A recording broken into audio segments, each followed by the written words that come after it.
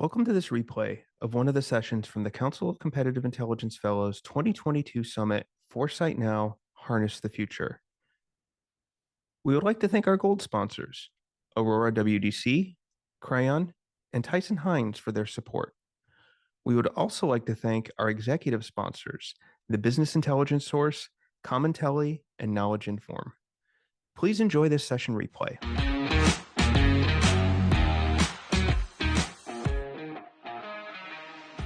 Hi, everyone. Welcome back. I hope you had a wonderful networking session. I'm Cynthia Chang Correa, the founding and immediate past president of the Council of Competitive Intelligence Fellows. And some of you may recognize me from last year's summit. And I'm really delighted to be back here in support of this year's summit team and to introduce our next speaker, the panelist, conversationalist. She'll be in a discussion with me about this is not our parents' foresight. And Maeve Kaur is CEO and co-owner of the Foresight Factory, a global consumer trends and foresights company. For over 20 years, she's helped lead brands around the world to uncover different, better answers for their businesses so they can see beyond. Maeve is truly passionate about advocating organizations to build a culture and mindset of strategic foresight through trends and data, and allowing brands to make meaningful connections with their consumers so they can confidently anticipate, shape, and control their future. Maeve is a guest lecturer at Dublin University on digital marketing and regularly speaks at high-profile industry events as Advertising Week, TEDx, and the Institute of Marketing. Maeve is also a LinkedIn influencer, and she has regularly been featured as one of their top voices in the UK over the previous 5 years.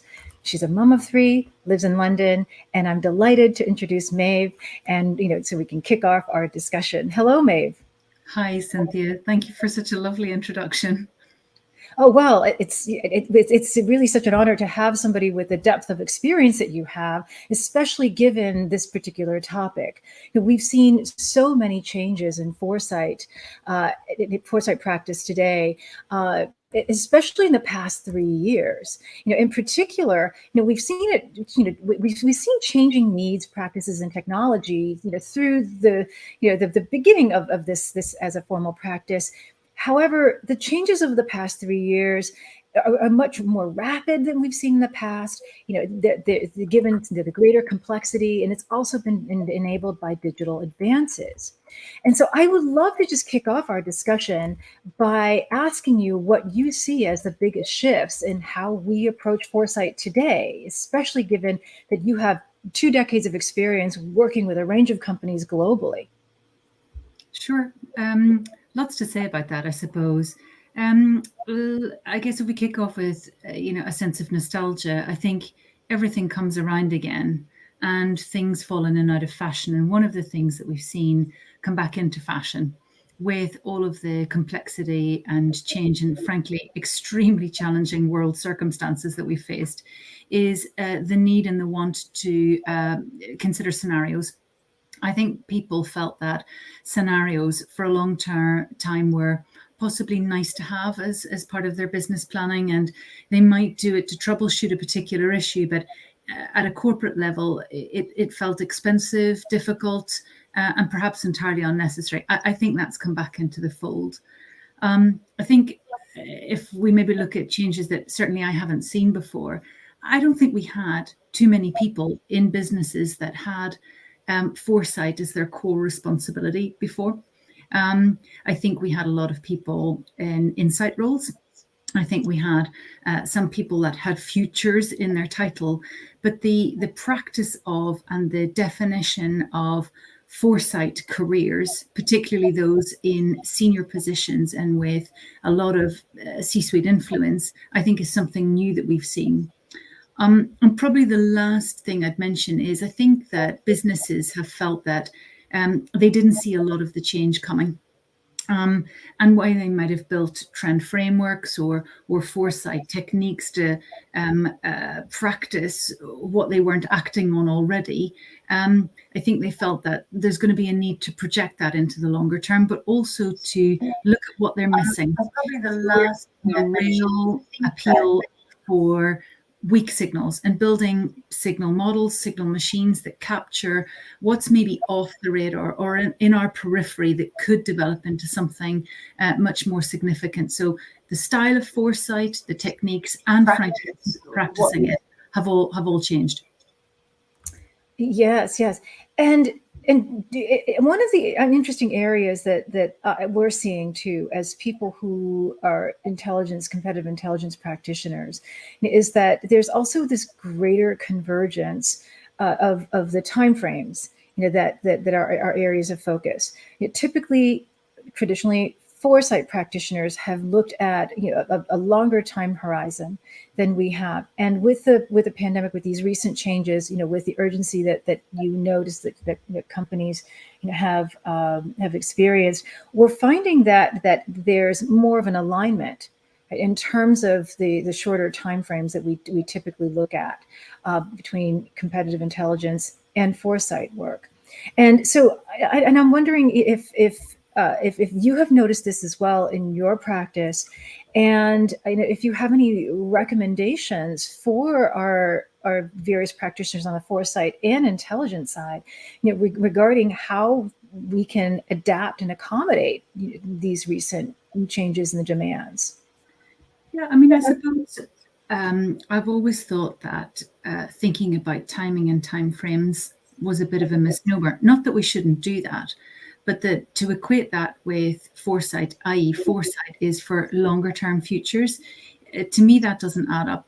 Foresight is, in my mind, an expression of readiness. Is a business ready to tackle change that's coming at them over a course of multiple timeframes? And so I would encourage businesses to think about the multiplicity of timeframes that they're going to need to consider, to look at the fact that it's difficult to place an exact pace on change anyway, and really not to tie any foresight ambition to a 5, 10, 15, depending on your industry, year plus horizon, and more to look at all of the timeframes that you need to think about and see how the signals that move across those timeframes are evolving over time. So I suppose what I'm really saying is foresight isn't a destination at a point in time. It's a practice that is regular, and it's dynamic in its expression and in terms of the time that needs to flow across it. I love this framework too, because I think too often, especially for those who are relatively new to foresight, we lock on to whatever specific time frame that our users, foresight users or intelligence users are trained on, rather than looking at really at this as a continuum, as it really should be, as it naturally is. And along this continuum, there could also be various emergent paths, right, as opposed to sort of singular or linear evolutions as well. And so I think that I think that your reminder is a very, very powerful one, because this speaks to the mindset of foresight and how we need to how we need to set ourselves up so that we're not falsely anchoring ourselves to specific ideas, assumptions, or timelines. And I know that in our past discussion, we had discussed this as well. You had some wonderful thoughts about the ideas to prevent people from anchoring, and to be able to maintain the proper mindset for foresight, especially given today's pressures. Yeah, well, I think I'd say a few things about that. I think, why would we be doing foresight in the first place? And I think very often it's maybe a reaction to troubleshooting, or if a business is very forward thinking, it's in a growth mindset, and that's fantastic. But growth for what? And I think that unless you have a foresight practice or ambition that ladders up and matches the leadership's vision for the company, it can spin off in lots of different directions. And I actually think that a way to keep it agile, but also very focused on what the ultimate goals of the foresight is to make sure that whatever signal machine you build or whatever practice you encourage, it feeds directly into that, and that you are able to therefore prioritize and decide what is in and out of scope. It's literally impossible to monitor all change at all times. That's obviously a fallacy. So having some guardrails and parameters around that would be one thing I think is super important. The other point that, and I would say I'm a passionate believer in this, because I've just seen so many companies make so many enormously expensive investments that don't go anywhere in this, is to democratize the foresight process. So obviously, as a leader of Foresight Factory, I'm delighted when I see people's titles and businesses with foresight attached to them. That's great. There's a dollar sign attached to that for me. But again, I think it's a bit of a misnomer. I actually think that having anyone or any set of people uniquely charged with that is only the starting point. And I actually think you need to enable people across the business to be able to access and practice foresight more easily. And to me, this isn't about making a big expensive project happen, or lots of investment in ideas up front. It's about giving people the confidence and ability to use and spot signals that they can build into their current existing work streams, and to use that to practical and business value effect. It's a lot more expensive, I would say, to pay for mistakes around a missed signal than it is to invest in equipping your organization with an ambition for foresights, and not having that just for one or two people, actually having your whole business contribute to that and react to that and interpret that. And that might sound crazy in terms of time and people investment, but it's really not. It's some simple skills and some simple tools at your fingertips that would allow that environment to flourish. So I really think we need to move away from a practice that's solely about depth and single issues to something that's about breadth. It's about democracy. It's about enabling skill sets. And it's not about, being frightened of the future. It's about being accustomed to change and translating change into what you're doing actually every day. That's great insight, Maeve, because what this reminds me of actually is the way competitive intelligence has been moving along as well. Because initially it started out as a centralized unit, in an organization, usually a large one, and now it's really decentralized and more democratized, where we're really trying to mine a lot of resources, and there's enablement as well, internal and external. And so I think that for those who are intelligence practitioners, we can look to adopting these practices for foresight as well. But this takes me back to our summit title, right, which is Foresight Now. But what I'm hearing from you is, hey, foresight for all, and we can harness these energies, talents, and perspectives, right? Because one of the dangerous aspects, of foresight practices, if we're too siloed and we're working with narrower perspectives. So what you're suggesting, is it helps inoculate us, right, from that trap, so that we can capture all the various facets of foresight and build in efficiencies too, given the scope of foresight work as well. As opposed to drinking from the fire hose, you can harness the troops, if you will.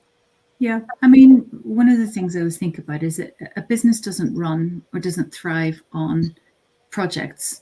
Any kind of project, whether they're foresight led or not, it runs on purpose and vision. And I think if you can plug your foresight into that vision and equip people with how to extract the signals that they need for their business planning, done deal, basically. If I talk to this in practical terms rather than just the theory, we have clients who've built incredibly expensive signal machines, and they've got everything in there. They've got trends, they've got data, they've got big data, they've got sales data, they've got APIs coming at them, as you say, fire hose, left, right, and center. And a very small percentage of the organization actually taps into that and uses it. And there's just too much stuff.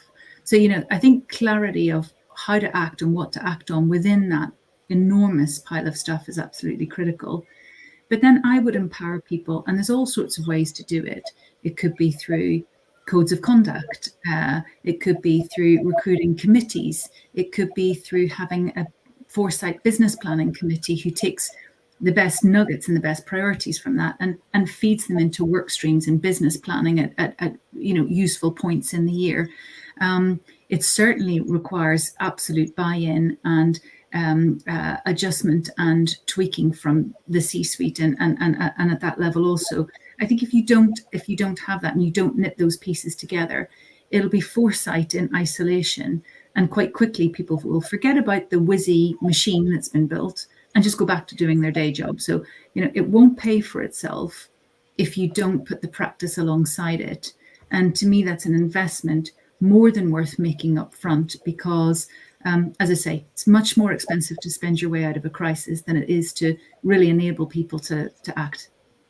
So true. And what you're touching on here too is our tendencies, and we see this on the Intel side as well, to invest in the tools, to focus on the tools and let that, become at least, perceptually the solution. And that's driven by vendors as well, the technical vendors, but as opposed to really thinking about this as a system, a process, and even to the earlier points you've made, it's a culture when we're enabling everybody. And I feel that this is a battle that we're constantly, I think, going to be pushing up against. But but how do you think we can train ourselves, to adopt, these sound practices and not fall into the trap of tools and techniques? So often we're just going to rattle off, well, I do scenario work, I do futures wheel, I do blah, blah, blah, blah, blah. But that really is just the beginning, right? Around that is so much more. And in order to work, in order to work through foresight today and through its complexities, we need to get beyond just these simple, if you will, solutions. Sure. I mean, I'm not suggesting that we don't need access to intelligence. Of course we do, but I think quite quickly that can become overwhelming. I think one thing that we find pretty effective for people, sometimes people will call it a trends or foresight framework, or other people will call it, their signal machine or their signal model, but to align a certain number of priority signals and priority themes that are absolutely anchored in the foresight for the business, i.e. the vision and purpose for the business.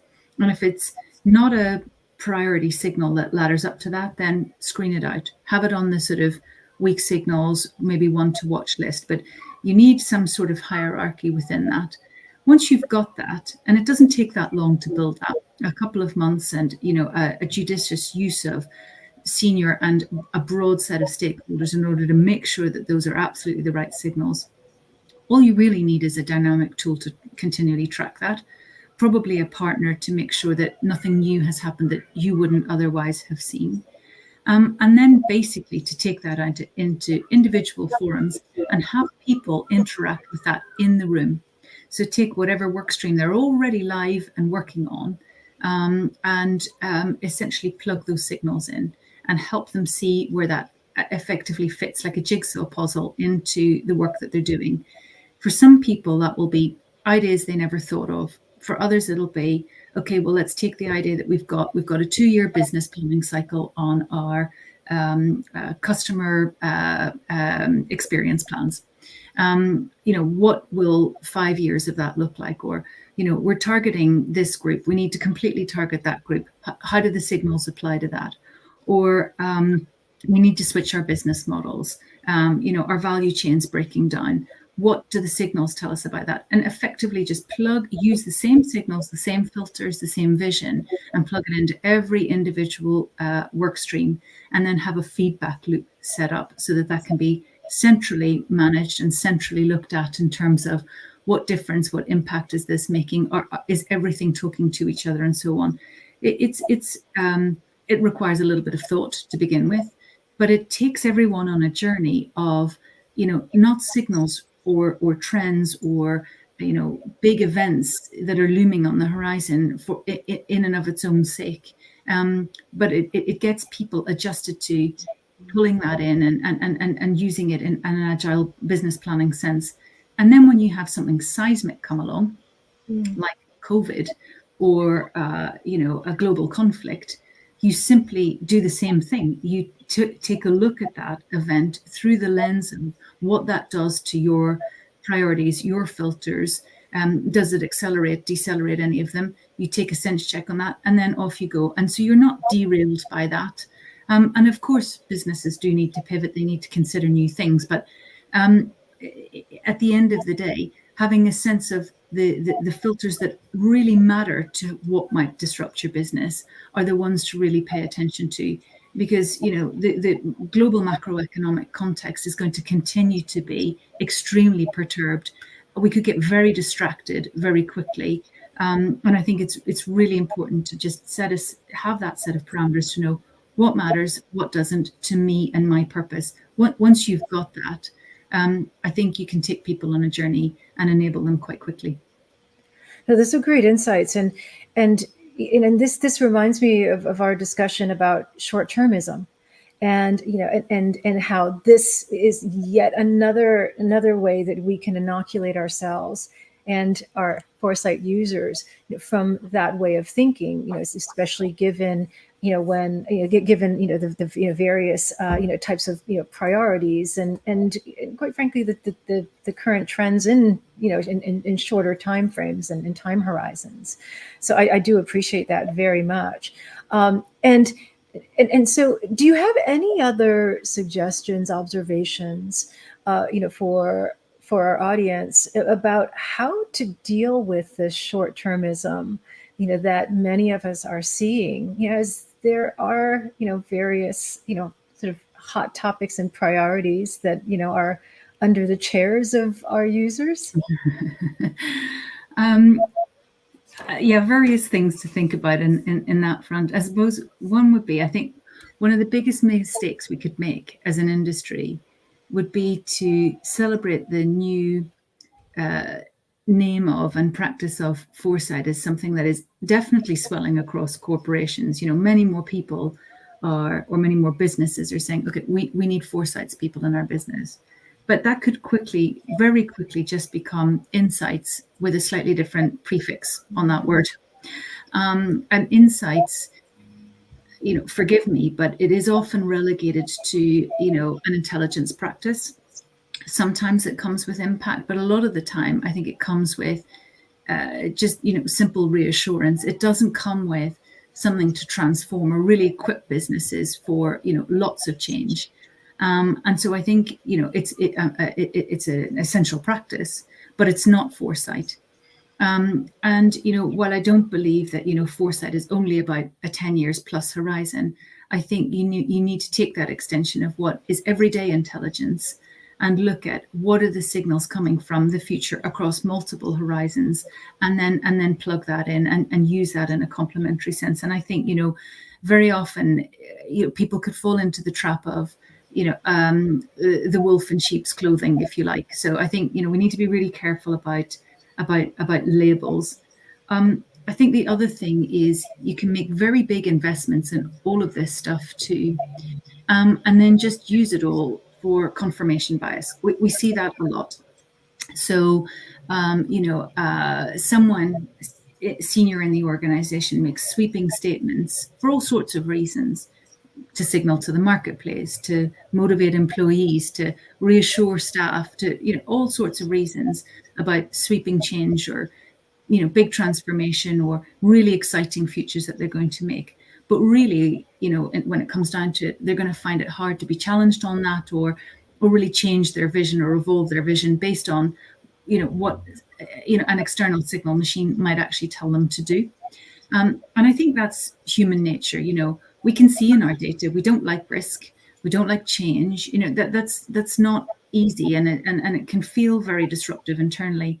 And that's why, again, I think you've absolutely got to buy into this idea that unless the C-suite are part of the build and the creation of the foresight that you're going to use, again, you won't get the traction that you need for it to happen. And I do worry about that, and I think you can find yourself quite quickly in, we've got these great ideas from what, we're deciphering in our foresight. But if people are still sitting in an ivory tower and not sort of genuinely using that and making visible, agile change along with the rest of the company to use it, it'll be fashionable for 5 minutes and then it'll die another death. So I suppose all of that to say that I think the human element of the motivation behind it and the practice of it is surely the biggest thing to get right. And not so much, do we have the right data? Are we paying attention to the right signals? Of course, that substance needs to be clear. But I think equal measure, and what I've seen for the last 20 years is all the investment and all the excitement goes on the substance, which we reinvent a lot, and very little of it goes on investing in enabling. And probably sounding a bit like a broken record here, but I want to know why every HR department and every corporation hasn't decided that we're gonna give people the ability to run their day jobs using foresight. To me that's a crazy scenario where that skill set just gets missed. It's not for the cherished few. It's absolutely got to be for everyone and everyday practice. So I think foresight people in the business can champion that, can create the catalyst for it, can drive the substance. But if it just sits in their space, they're going to quickly become branded as, the smart ass in the room, pardon my French, that, has always got something new and interesting to say at the dinner table. But, it doesn't deliver change. So, if we're really serious about and really helping people on a journey of change, you've got to get past that, some of the biases, some of the fears, some of the, just natural resistance to actually the future matters, and making it accessible is it's not a big, scary or expensive place. It's simply a mindset. Yeah, I really appreciate this, because what you're suggesting not only addresses the sticky matters of confirmation bias and all those various short-termism things that have plagued foresight practitioners. It does provide solutions to these, but this also requires a different type of practice for people who are foresight practitioners, because now we need to enable. Right? We become people who have been stewards and mediators to enablers, and also trying to help the organization to develop, cultivate these new foresight skills, adopt various enablement tools that are different perhaps than some of the tools that we've been accustomed to using. And so what suggestions do you have as people embark on this? Because this could require somewhat different skill sets than we have traditionally been accustomed to using on the job.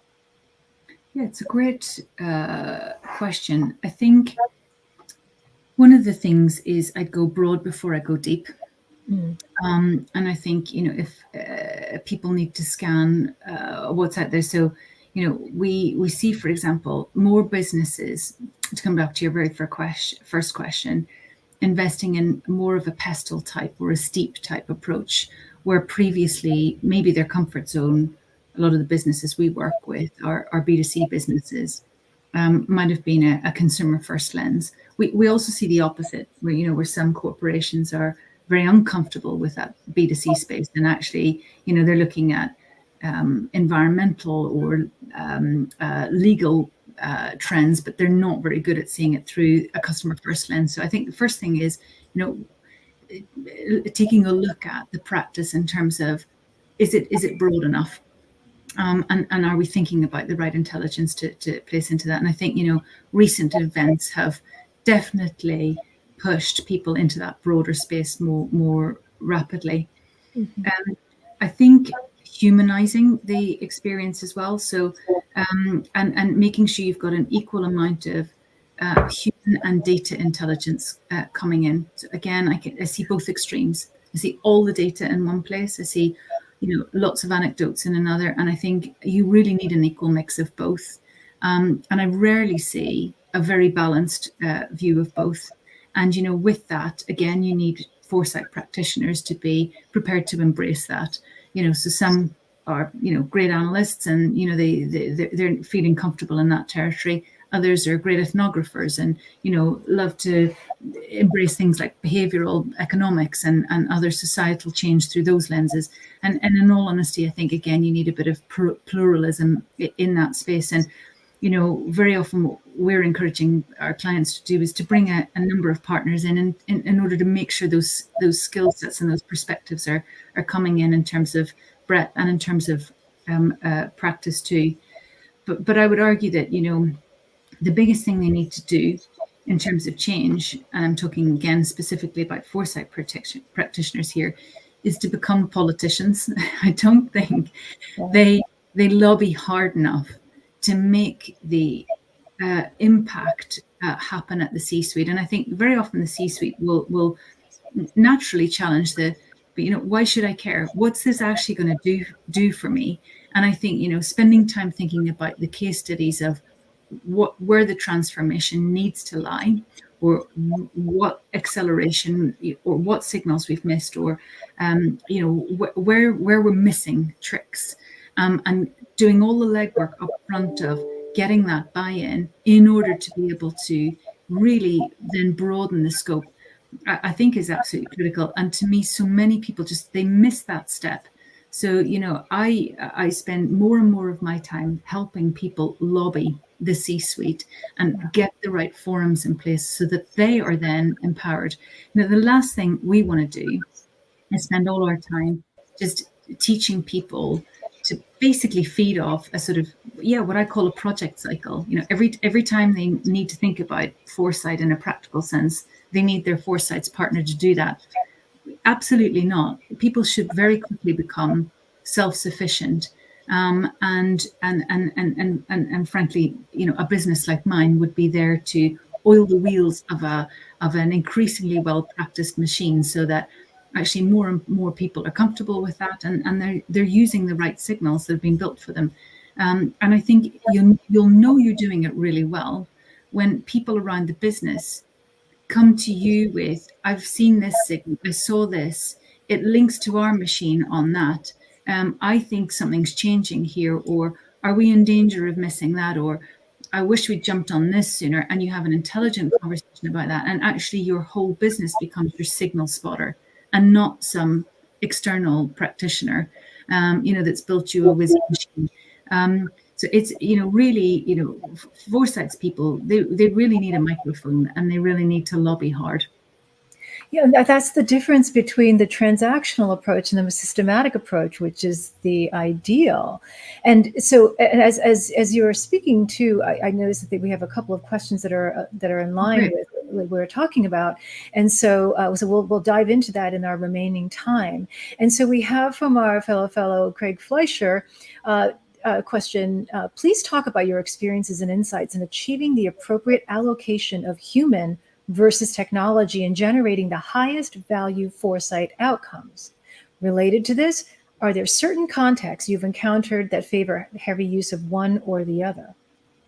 Gosh, that is a tough, I'm going to say set of questions as opposed to single question. Yeah. I can talk to that a little bit.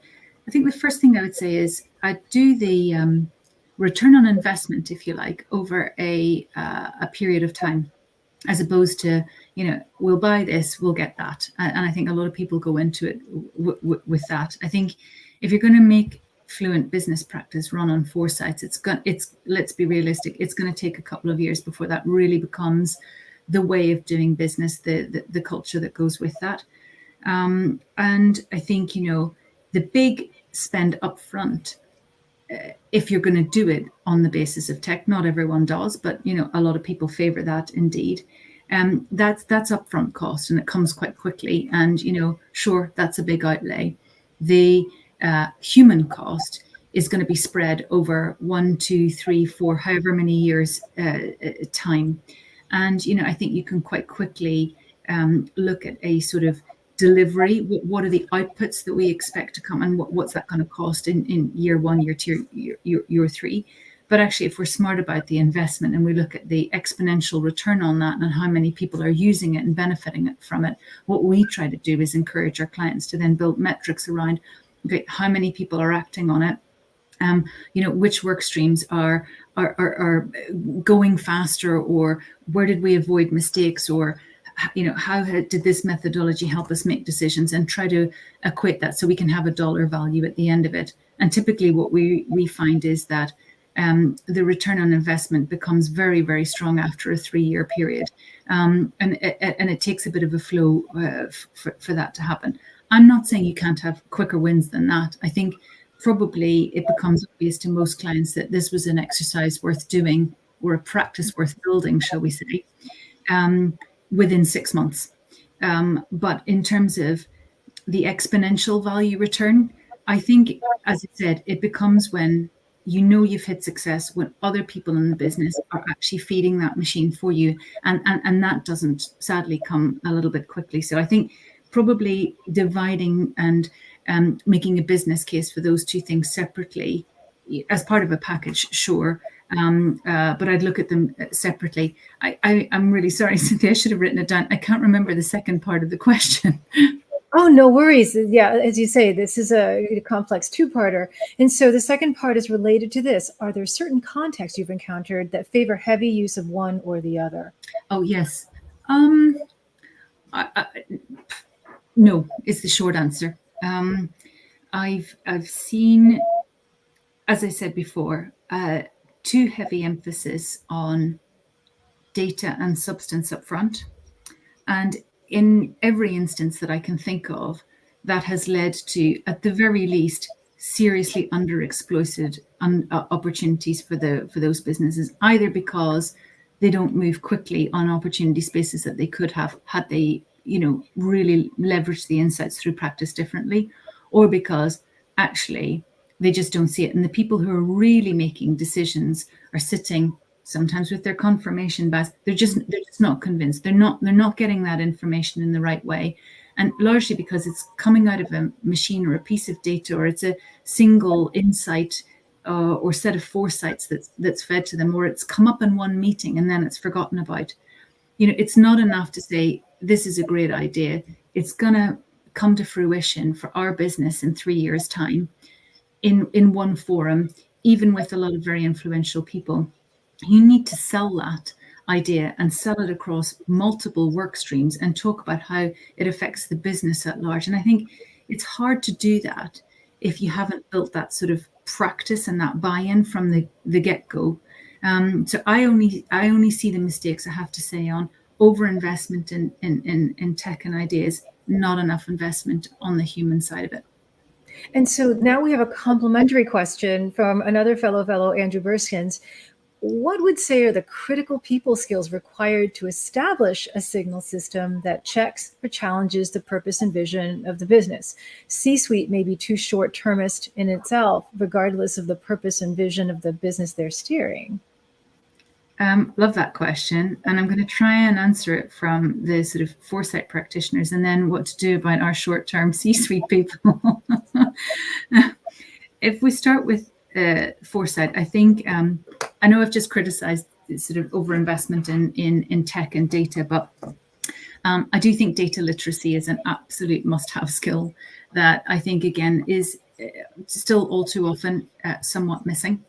I think people pretend to love it. I think they pay a lot of lip service to it. I think they don't understand a lot of the time what the data can and can't tell them, actually. I think segmentations aren't well thought through, and they don't link to forward-looking signals. And I don't think we always use the best techniques to genuinely predict and think about pace of change. So I could endlessly bang on about that. So that's one set of skills I think is utterly lacking in most instances. I think one of the big skills I think is really desirable is the ability to think laterally about a signal that you see and the business application that can have. Very quickly, people jump into, here's an idea, and this is its implication for our business. And it is 99 times out of 100, the most literal short-term application of that particular signal that you could see. So I think, there's lots of ways to teach people. I'm sure, Cynthia, you're the expert here on how to think more broadly, how to be creative with that idea, how to imagine you're a different industry, how to project it. I think those skills, again, so very few people in businesses have them. I find that typically more senior people will do that more naturally, but they're not the ones using or acting on the insights. And forgive me, there are lots of very senior foresight practitioners in the room who I'm sure will do that quite naturally, but I do see it as an issue in terms of skills and building skills that people don't easily have.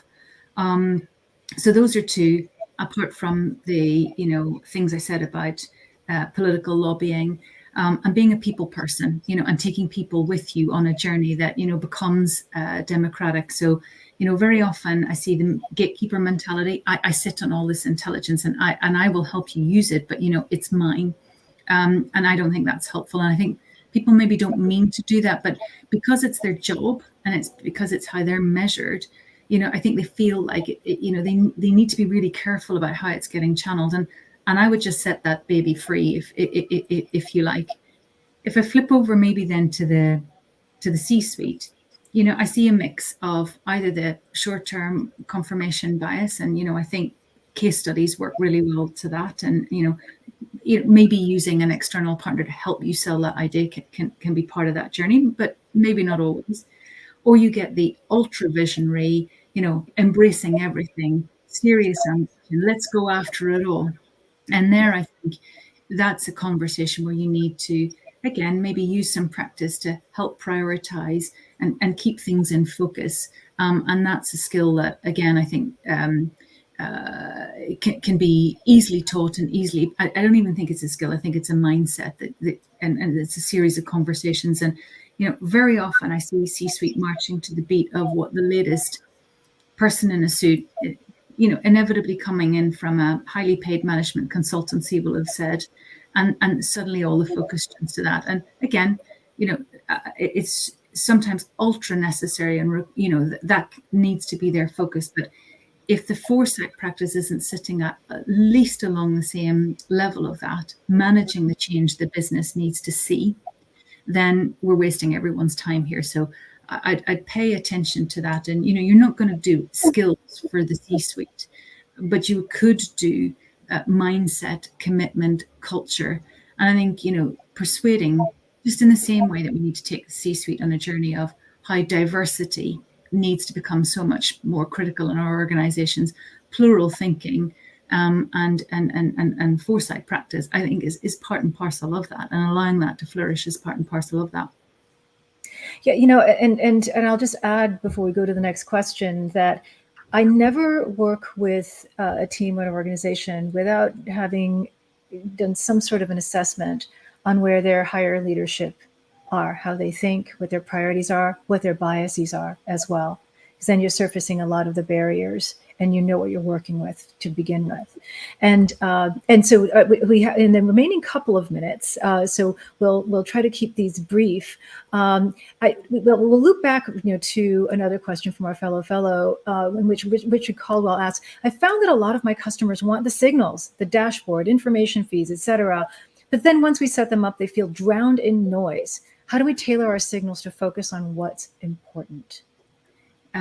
Richard, couldn't agree more. That is what probably my most frequent, pain point or barrier that I see in terms of just actually getting clients what they genuinely need, which is, the answers out of the investment in the first place.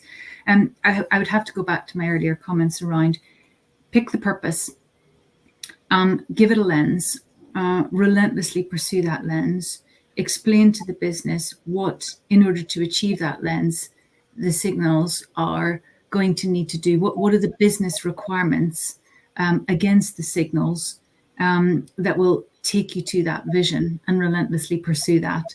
That inevitably screens out a lot of noise and gives people a lot of confidence and focus. That obviously requires people to buy into the vision and purpose of the business in the first place.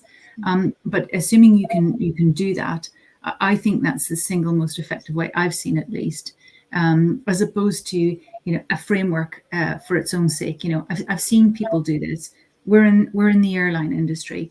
what are the top trends for the airline industry, and how do they affect our brand? That's too broad. It's great. It's better than not doing anything at all, but it's far too broad. I think really zeroing in on a very specific business planned journey that the business is going to go for is the way to do that, because there is far too much noise. Yeah. And we're reaching the end of our time, but I do have a couple of questions that I hope maybe we can answer in brief. And one is from Sebastian Herrera. Maeve, I read that 20 to 25% of IT projects end in utter failure, 40 to 50% require rework, and 20% fail to provide an ROI. How can CIOs, project managers, and even students use foresight to help combat these trends? And why has it been difficult for these companies to implement foresight? Again, brilliant question. If we need to be brief, I would say the single biggest mistake I see people doing is building a product on features and what it can do in terms of capability. And they never start with what are the customers of this particular dashboard or tech investment need. And the step that is UX and customer research and what they really need to get out in order to do their day jobs better is at best skipped over, but often missing entirely. That's an investment up front that's needed. It's the least expensive part of the process. It's the one most often skipped. Do the UX and the internal customer research first. Yes, thank you. And we'll end with a very short question, and I think rather straightforward one from Nanao Botang. Maeve, in your opinion, is predictive analytics a connector between insight and foresight? Yep, I would say that it is. And I guess that's a broad term. There's lots of ways to do it. I think if we're, predictive analytics from a purely big data, possibly transactional data only perspective, then no, I think we could miss a trick. But if you mean predictive analytics in the sense of looking at what different models can show, pace of change, using different prediction techniques to bridge foresight at a longer level and insights today, then absolutely. And it's certainly something that we spend every day trying to create new algorithms and techniques to deliver. So yeah, I'm a big believer in predictive analytics as a red thread for this. Terrific. Well, we've reached the end of our time. Thank you, Maeve, for giving us some wonderful insights about foresight now and how this differs from our parents' foresight, and also giving us a roadmap on what to do next in our own practices and in support of our colleagues.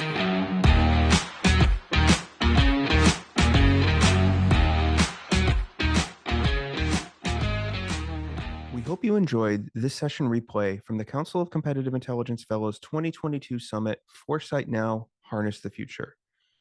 We also hope that you'll join us for future educational programming that advances the field of competitive intelligence and adjacent fields. If you'd like more information about future events, the Fellows, or our competitive intelligence community of practice, please visit the link in our Vimeo profile. Thank you so much.